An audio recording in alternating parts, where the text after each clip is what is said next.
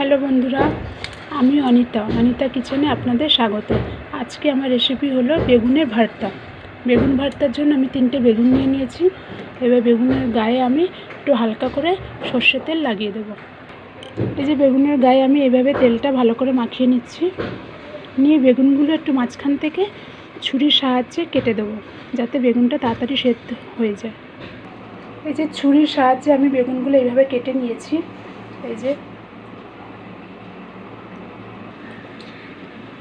এই যে বেগুনের ভিতরে আমি এই যে রসুন কোয়া ছাড়িয়ে রেখেছি, সেগুলো এইভাবে বেগুনের ভিতরে দিয়ে দেবো, তাহলে টেস্টটা আরও বেশি বেড়ে যাবে।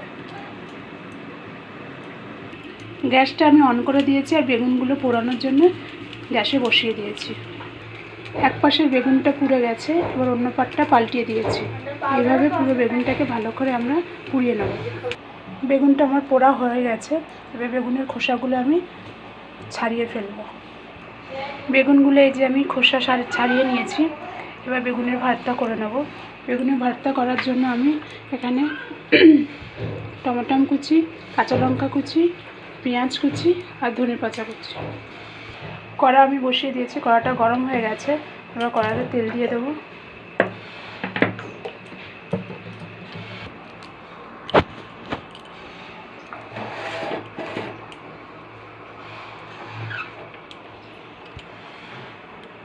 তেলটা গরম হয়ে গেছে, কেটে রাখা পেঁয়াজ দিয়ে দেবো।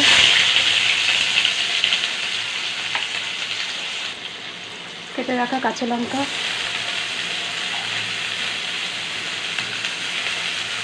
কেটে রাখা টমেটো দিয়ে দেবো। এবার কেটে রাখা টমেটো দিয়ে দিয়েছি,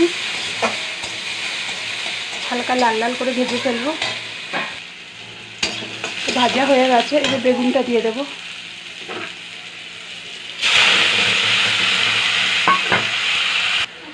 স্বাদ অনুযায়ী লবণ দিয়ে দিচ্ছি, হলুদের গুঁড়ো, কাশ্মীরি গুঁড়ো লঙ্কা হালকা পরিমাণে।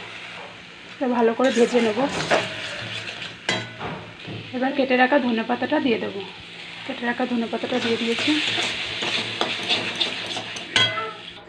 বেগুনের ভর্তা রেসিপিটা আমার রেডি হয়ে গেছে।